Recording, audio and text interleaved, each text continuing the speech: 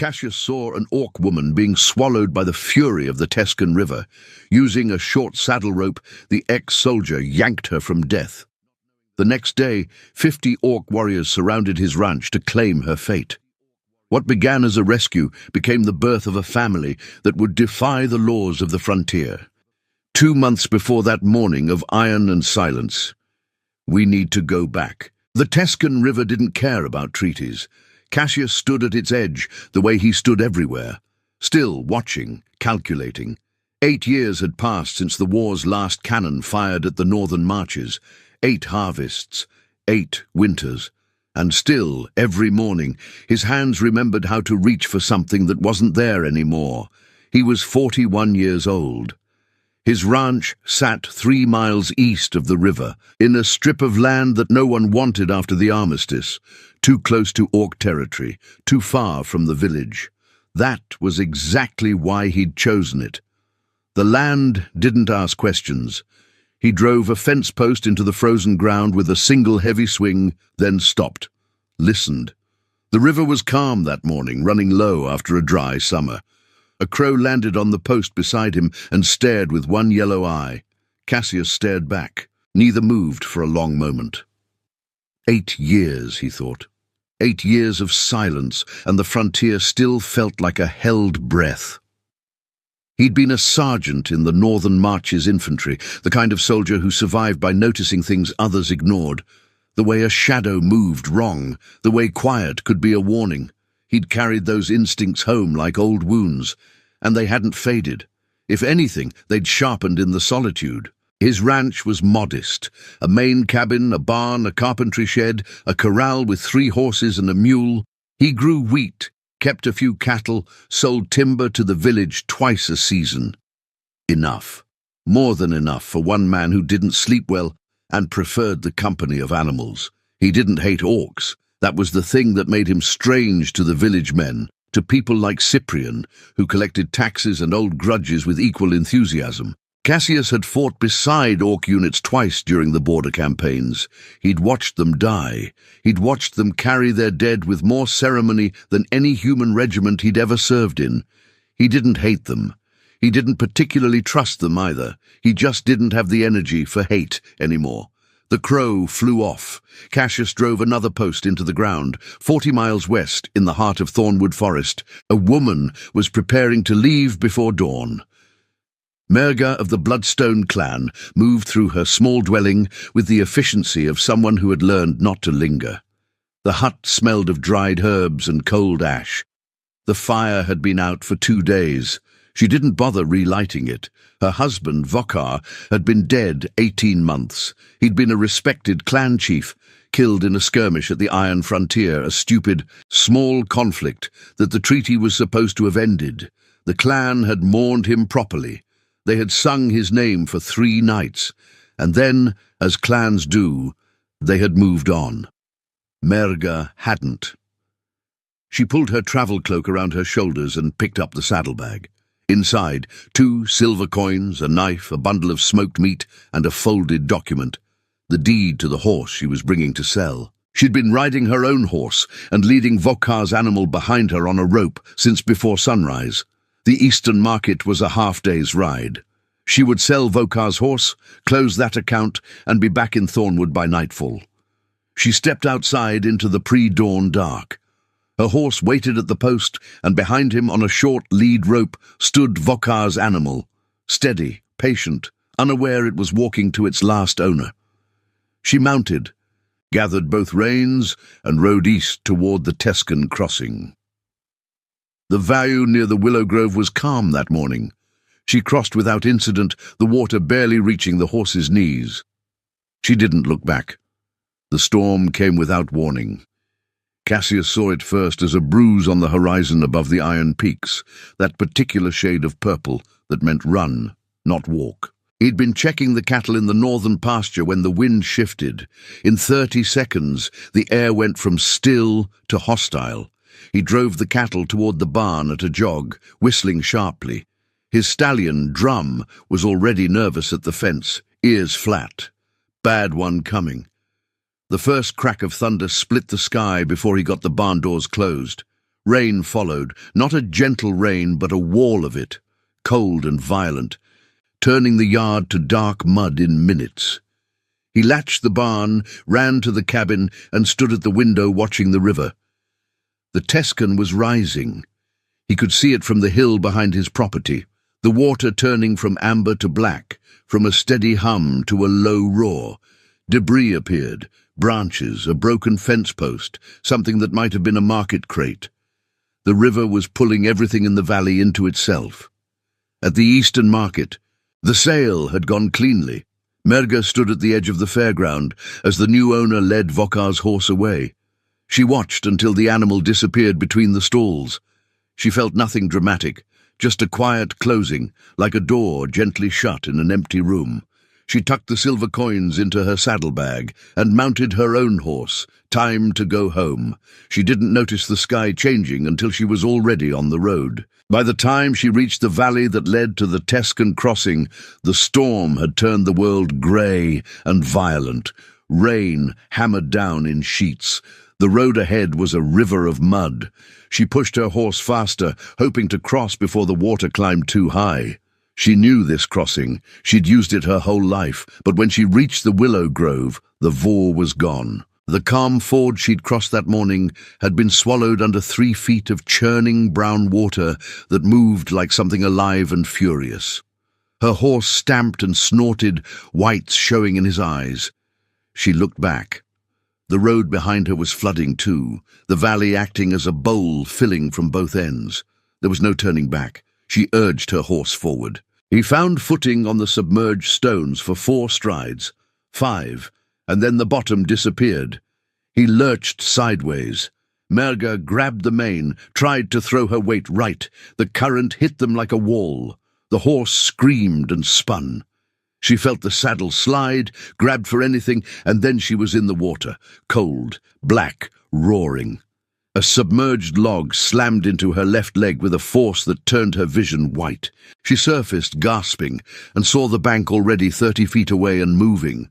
The horse was fighting the current too, but he was stronger, 4 legs against the water, angling hard toward the far bank.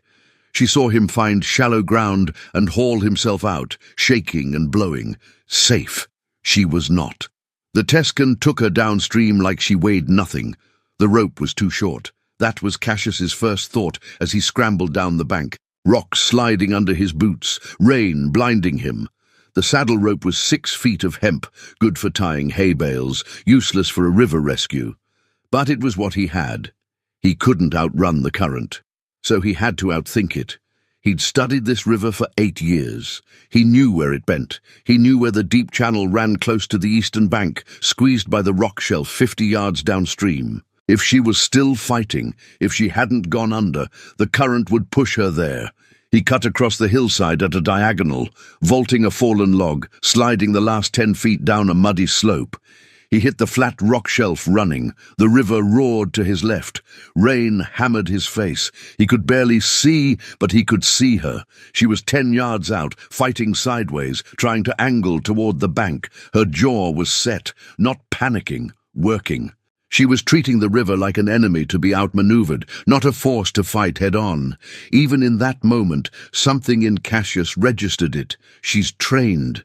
He planted his boots in a crack in the rock shelf, wrapped the rope once around his left forearm, and through the loop, Merga saw the rope. She almost didn't grab it. For a half second, her mind registered human, shore, rope, and underneath that, a flicker of the old training. Don't accept help from strangers on the frontier. Too many ambushes started that way. Then the current spun her sideways, and she saw the rocks ahead. She grabbed the loop. The jolt was violent. The rope snapped taut, and something cracked in her shoulder. Not broken, but wrong. And then she was being dragged sideways against the current, her body slamming into the soft mud of the bank. She dug her fingers in, pulled. The human on the other end was pulling too, rope cutting into his forearm, boots grinding against the rock. She got a hand on a root, then both hands. Then she was on the bank, face down in the mud, coughing river water while the rain pounded her back. The rope went slack. She heard him breathing hard above her. Cassius looked at the woman he'd just pulled from the water. She was tall, even prone. He could tell she'd stand at least 2 inches over him standing, green skin, paler at the throat and jaw. The tusks were barely visible, more suggestion than protrusion. Her hair was black, plastered flat against a strong-boned face. She held her left leg at a careful angle. Something had happened to it in the water. She was alive. He crouched down. "Can you stand?" She raised her head and looked at him with eyes the color of copper pennies, and said nothing for 3 full seconds. Then, yes. She couldn't. He didn't say anything about it. He just put his shoulder under her arm and helped her up, and they walked through the rain toward his barn. 50 miles north, in the main camp of the Bloodstone clan, a warrior named Drogon was cleaning his axe. He didn't know yet.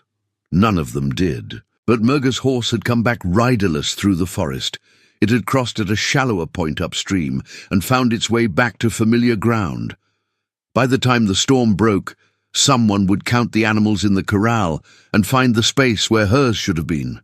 The search would begin by morning. The barn was warm. Cassius had a brazier in the corner for cold nights when the animals needed watching. He lit it now, shook out a blanket from the chest by the wall, and handed it to her without ceremony. Merga took it, wrapped it around her shoulders, sat down heavily on a hay bale. He knelt and looked at her leg. The left one was the problem. She'd taken a hit from something in the river, a submerged log. From the bruising pattern, a long, straight mark across the shin and calf. The ankle was swelling fast, already purple beneath the skin. Not broken, but it would be useless for days. He brought a bucket of cold water from the pump, tore a strip from a clean rag, and began wrapping it tight. She watched him work. There was something unsettling about being watched by an orc who wasn't afraid of you and wasn't threatening you.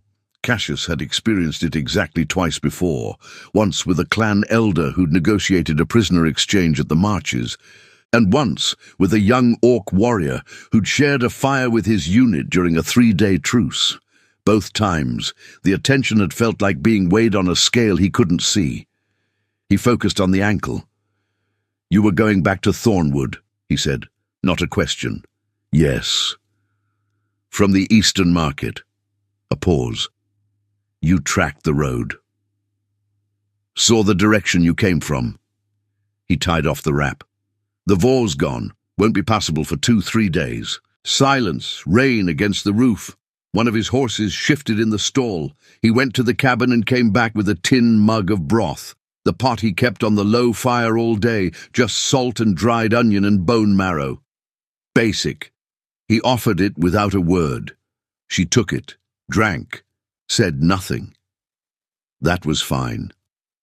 He sat on the floor against the opposite wall and let the quiet do what quiet did. After a while she said, "I'm Merga."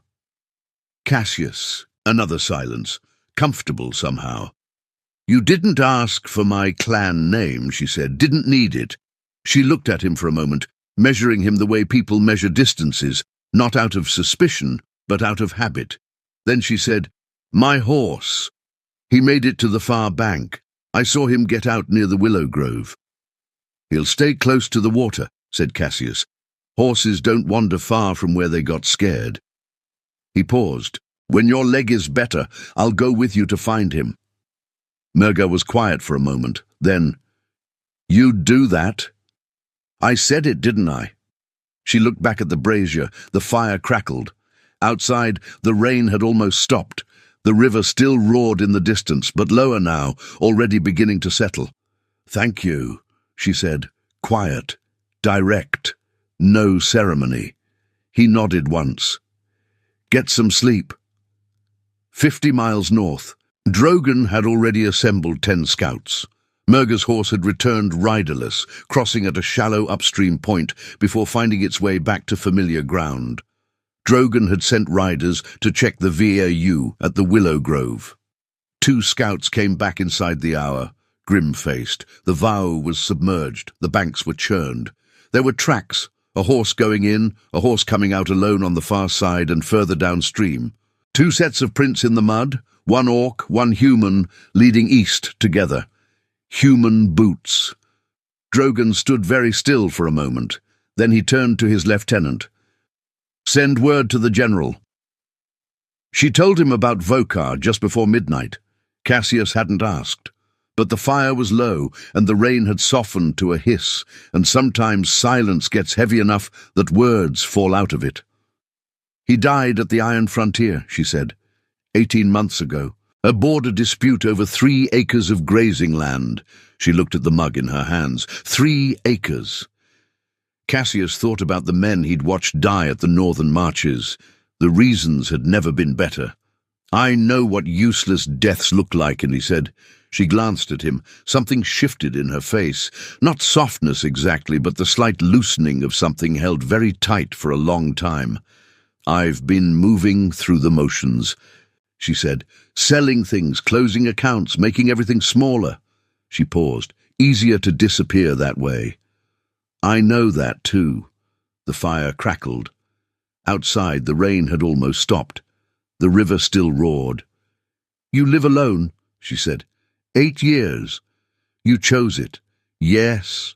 She nodded slowly, as if that confirmed something she'd already suspected. "The war made you strange." He almost smiled. "The war made everyone strange. Some people just hide it better." She looked at him for a long moment, copper penny eyes, quiet and sure. Then she said quietly, "Thank you for the rope." He nodded once. "Get some sleep.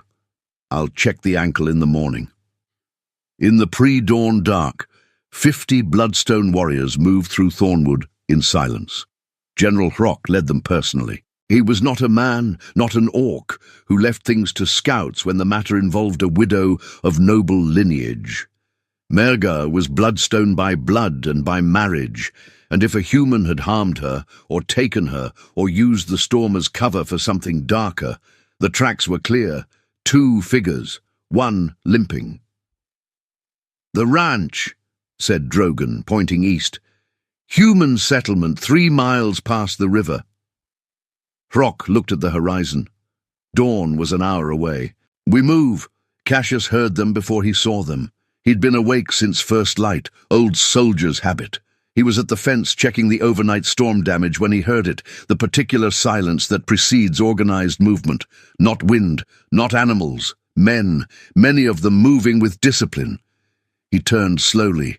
They were already on the hills. 50 warriors in full battle arrangement, iron-black lances catching the pale morning light. Green faces, hard eyes, the Bloodstone clan markings in dark red across their arms. At the center, a figure twice as broad as the others. Hrock, the general, unmistakable even at 200 yards. Cassius did not reach for anything. He stood at the fence and waited. Hrock descended alone.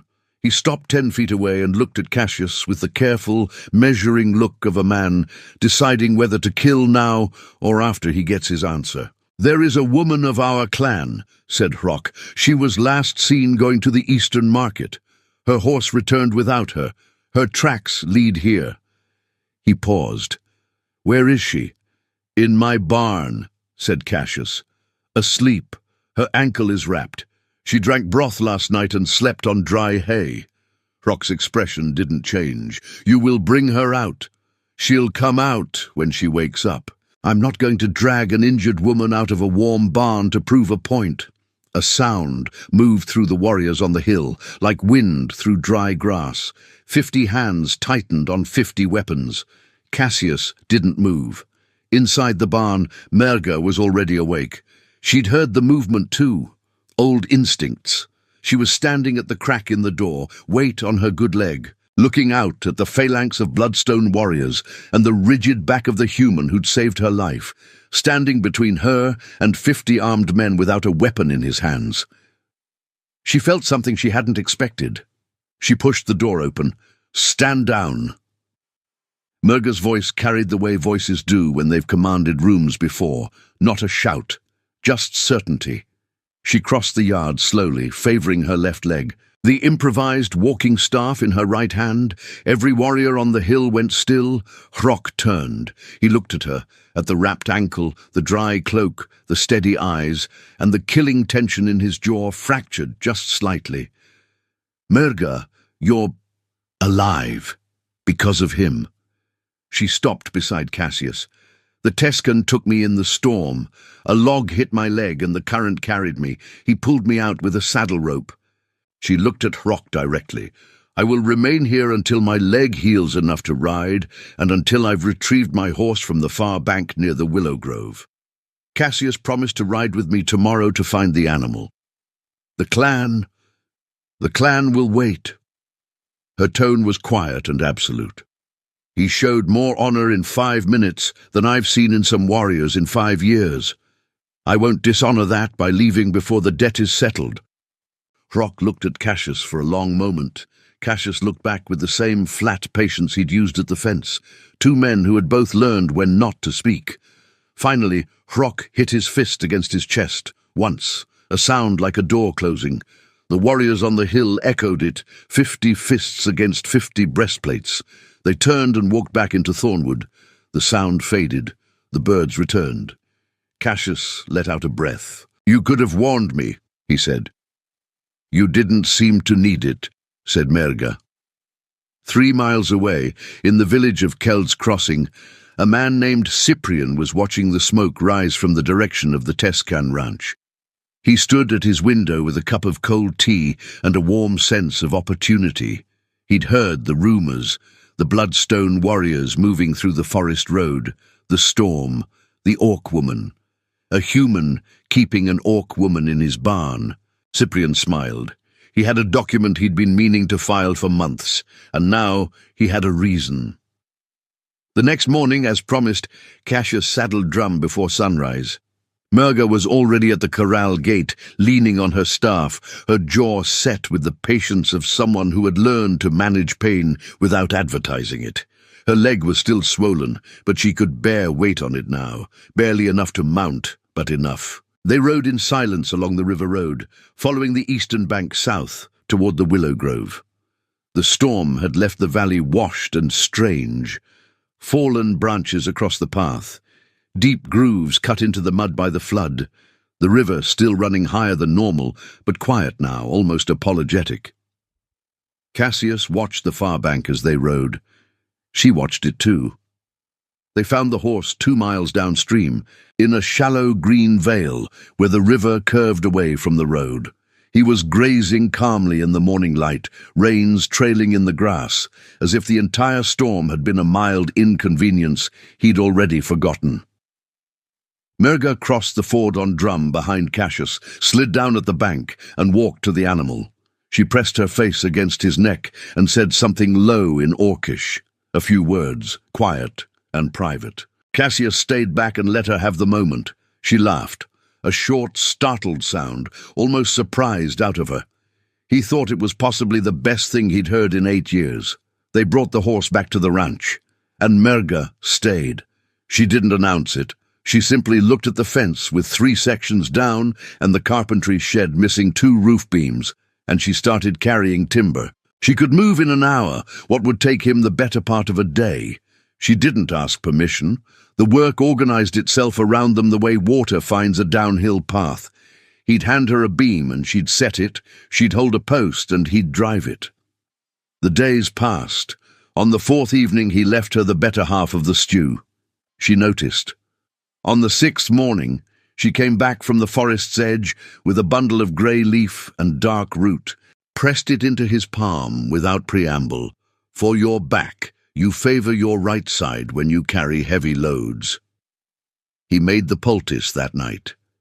By morning, the ache that had lived in his lower back for 3 years was quiet. On the 12th day, Cyprian rode through the gate. He came with 2 hired men, thick-necked, bored-looking, the kind who worked for whoever paid on time. He had a leather satchel under his arm, and the careful smile of a man holding cards he was sure were better than yours. Cassius was at the corral. Merga was behind him, setting a fence post. She stopped when she heard the horses. Cyprian looked at her, the way people look at things they've decided are problems. "Cassius," he said pleasantly, "I've had complaints." "From who?" "Concerned citizens." He opened the satchel. "There's the matter of a foreign occupation tax. use of agricultural land by a non-citizen party, and a conduct fee for maintaining relations with a designated foreign national. He held out the documents with the flourish of a man very pleased with himself. The amounts are listed. I can accept coin or deed. Cassius looked at the papers. He looked at Cyprian. He looked at the two hired men, who were trying to look dangerous and mostly looked tired. "These aren't real," said Cassius. "They're filed and stamped by the... I know every tax code in the Kell district. I paid them for 8 years. Cassius stepped closer. "These aren't real. You made them up because a woman is helping me fix my fence, and you don't like what she looks like." Cyprian's pleasant expression curdled at the edges. "The law. Get off my land." Cyprian left, but the smile didn't quite disappear. It just folded itself away, patient, waiting. He came back 4 days later with 3 hired men and a confiscation notice. A single sheet with an official-looking seal that Cassius could see, even at 10 feet, was stamped crooked. "Traitors' conduct, foreign collaboration, land reverted to district authority." Cassius read it once, folded it, put it in his coat pocket. Then he went inside. Merga watched from the fence. She had heard everything. She understood what was happening. She'd seen it before, in other forms, on the orc side of the frontier, men who couldn't win wars finding smaller battles to feel powerful. She felt the familiar tightening in her chest. This is my fault. I should leave. But she didn't move, because she'd also watched Cassius for 12 days. She knew what kind of man he was. She wanted to see what he'd do now. The cabin door opened. Cassius walked out carrying a long-barreled pistol, heavy iron, the kind issued to officers of the Northern Marches infantry. He held it at his side, not raised, not threatening, just present. He walked to Cyprian and stopped. The hired men saw his posture and went very still. They recognized it the way animals recognize a predator, not by threat, but by certainty. This was a man who had made this exact walk before, toward worse things than a crooked tax collector, and had come back from all of them. Cassius pressed the barrel gently against Cyprian's chest. 8 years, he said. I spent 8 years trying to forget how to do this. His voice was quiet, even. The war ended. I came here. I built something. And you came onto my land with fake papers because a woman helped me fix my fence. Cyprian had gone the color of old milk. The treaty was supposed to mean something, Cassius continued. It didn't fix what people carried in their hearts, but it meant the law couldn't be used as a weapon anymore. He removed the barrel. This isn't a warning. This is a promise. If you come back here, with papers, with men, with anything, I will remember that I was a soldier before I was a farmer. The silence lasted 4 full seconds. Cyprian turned his horse and rode. The hired men followed without a word. Merga crossed the yard. She stopped beside him. He was still looking at the gate, breathing slow and steady. She could see his hand, the one that had held the pistol, trembling slightly. Not fear. The aftermath of controlled anger, the kind that cost something. She put her hand on his shoulder, large, warm, steady. You didn't have to do that, she said. He looked at her. Yes, I did. She held his gaze, copper-penny eyes, quiet and sure. Then she said simply, I'm glad it was you. He put the pistol away. Months passed, then a year, then more. The Bloodstone warriors came once more, 4 of them sent by the clan to bring Merga home. She met them in the yard with her arms crossed and her chin up, and said 3 sentences that ended the conversation. They beat their fists against their chests and left before sundown. Cassius watched from the barn door. He didn't interfere. It wasn't his fight. But when she walked back across the yard toward him, she was smiling, small, private, certain. And he thought, this is what peace actually looks like. Not the paper, not the treaty. This. A year after that, a child's voice filled the ranch for the first time. The boy arrived at dawn, because, of course he did, as if he'd decided to begin the way his father always had, watching the light come up over the iron peaks. He was healthy and loud, and entirely sure of his own importance from the first moment. Cassius held him in the barn while Merga rested, the brazier warm, the horses quiet in their stalls. The boy had his eyes, pale and watchful, and his mother's jaw, strong and certain, and on his right forearm, a small wash of green, like river moss, like thornwood in spring. He was a bridge, not a symbol, not a statement, just a small, furious, living bridge between two worlds that had spent centuries burning everything they'd built between them. He sat in the hay and held his son and listened to the Tescan run. 2 years on, Merga stood at the corral fence in afternoon light. The boy was 2 years old and sitting in the saddle in front of Cassius, gripping the reins with both hands like he was born to it, shrieking with laughter every time the horse took a step. Cassius moved with him, one hand steadying the boy's back, guiding Drum in a slow circle while the afternoon poured gold over everything. Merga watched. The grief was gone, not erased. It had simply found its proper place, folded carefully and set aside, the way you keep something you want to remember without being crushed by it. Vokar had been real, her loss had been real, and now this was real too. The man and the child in the dusty corral, the horses drowsy in the heat, the Tescan running silver in the distance. She'd been pulled from that river by a 6-foot rope. She thought about that sometimes. How close it had been. How easily the whole thread of this life could have snapped, and she would never have known what it was unraveling toward. She pushed off the fence and walked across the yard. Cassius saw her coming and pulled Drum to a stop. The boy turned at the sound of her footsteps and reached both arms out, grabbing at the air. She lifted him from the saddle. He pressed his face against her neck, already half asleep, the way children collapse without warning into trust. Cassius dismounted. He stood beside her, their shoulders almost touching, the three of them in the middle of that dusty yard at the edge of the frontier where the map ran out and the world began. The Tescan ran on. It didn't care about treaties. But today, for once, that felt like a good thing, because neither did they. In the region of the Tescan, they would tell the story for a long time. The man with the short rope. The widow who stopped 50 warriors with 3 sentences. The child with the green arm who laughed at horses. People told it the way people tell stories that cost them something to believe. Carefully, in low voices, in places where the wrong ears wouldn't hear. Not because it was dangerous, because it was true. Did you enjoy the story? Subscribe to the channel to watch more stories like this one. Leave a like, it helps the channel a lot. And drop a comment down below. I always read them and use your feedback to make our content better. Thanks so much. Orc-Bound Legacy.